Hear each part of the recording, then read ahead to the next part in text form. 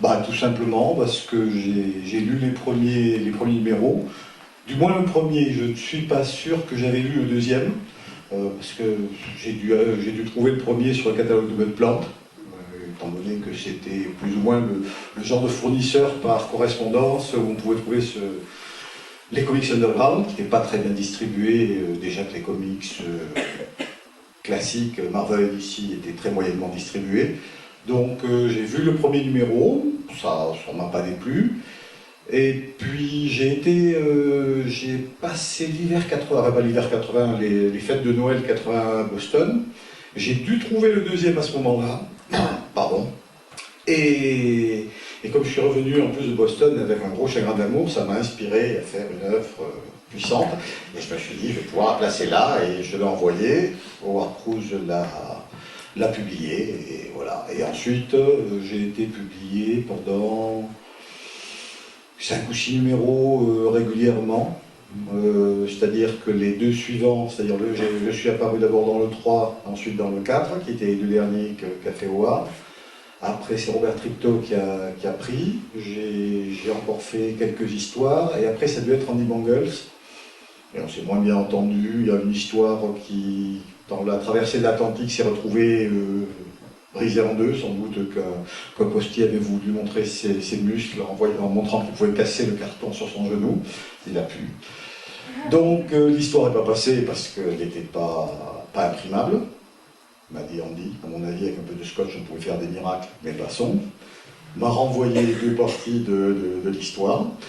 Et puis ensuite, ça s'est un peu espacé parce que la parution a été assez sporadique. Je sais pas, on s'entendait pas non plus, il n'aimait pas trop mes propositions, enfin bon, donc ça s'est quasiment arrêté là. Donc il y a eu 3 rédacteurs en chef successifs pour 25 numéros de Gay Comics. Donc la parution s'est étalée sur 18 ans. Donc évidemment, pendant une période aussi longue, les choses ont changé, la situation a changé.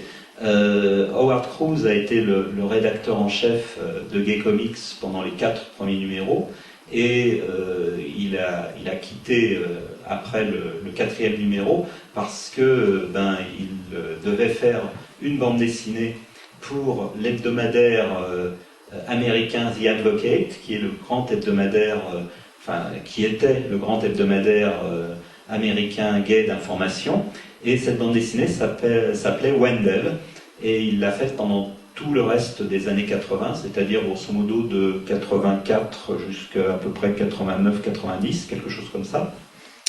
Malheureusement, malgré de nombreuses tentatives de ma part, cette série Wendell qui raconte les aventures d'un couple gay n'est toujours pas parue en français, mais bon, on continue d'essayer, on va peut-être finir par y arriver un jour. Et ensuite, Howard Cruz a réalisé un roman graphique qui lui a demandé 4 ans de travail, qui s'appelle Stock Rubber Baby, qui est paru en 1995 et qui est paru en français sous le titre Un monde de différence.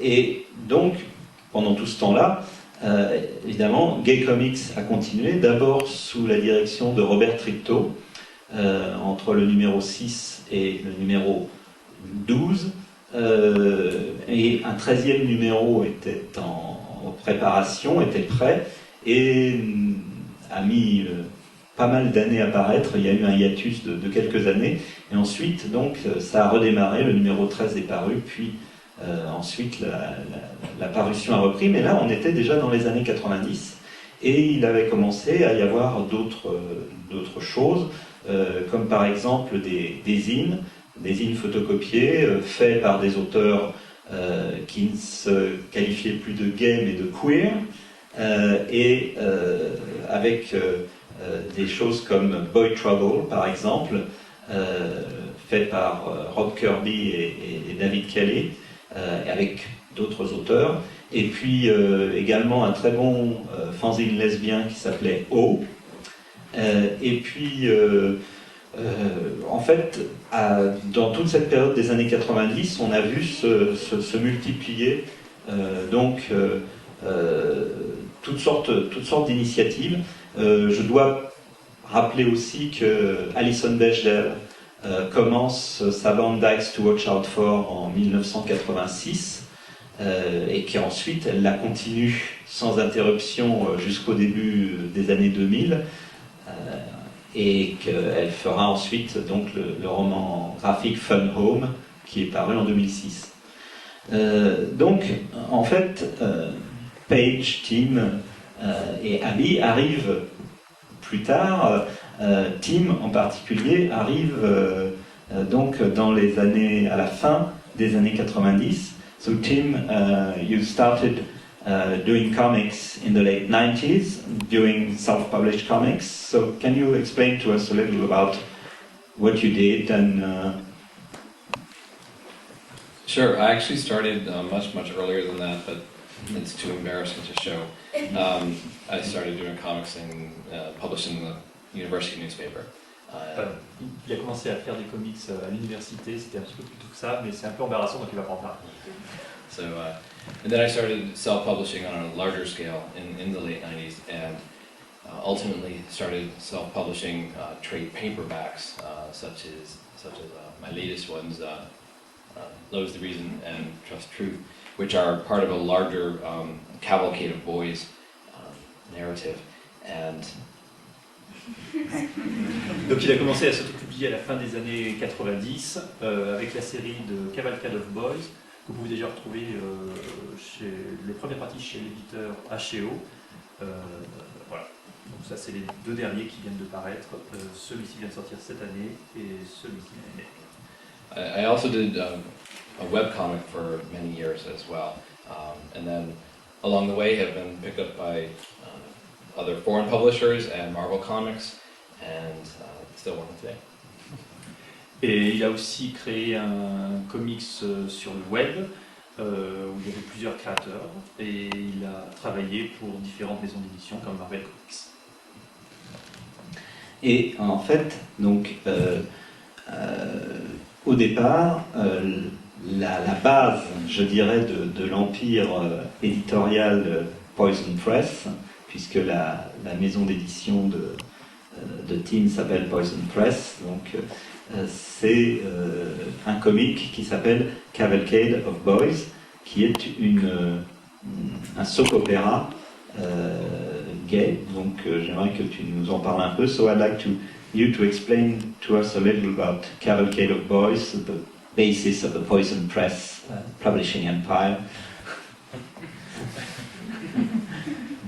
Yes, it did start as a romance series, but I very much tried to present characters as real people that could be identified by anybody, hopefully, and identified specifically by other gay men. Donc c'est un comics de romance, mais avec des personnages réalistes qui puissent être identifiés facilement et auxquels on peut se référer facilement par rapport à des personnes de la réalité. And so some of the stories are a bit soapy, some are very serious, some are very humorous. My latest book is more of a romantic comedy, so it sort of veers around a bit, but again, I really try to treat all the characters with respect and as if they could be people that you would actually know. Donc il peut y avoir des histoires qui sont un peu plus soap opéra, des histoires qui sont un peu plus sérieuses, mais dans tous les cas, il y a beaucoup de respect dans le traitement des personnages. Alors, une autre personne qui a commencé dans les années 90, c'est Paige Braddock. Donc, so Paige, you also began in the late 90s. So, can you explain how you started doing comics and Jane's World specifically? Jane's World I started working on it in 1991. Donc, il a commencé à travailler sur Jane's World en 1991. I was working as an illustrator at the Chicago Tribune, and they wanted a comic that was women-centric. Donc, elle a travaillé en fait pour le journal Chicago Tribune et il voulait une série qui soit basée sur les femmes.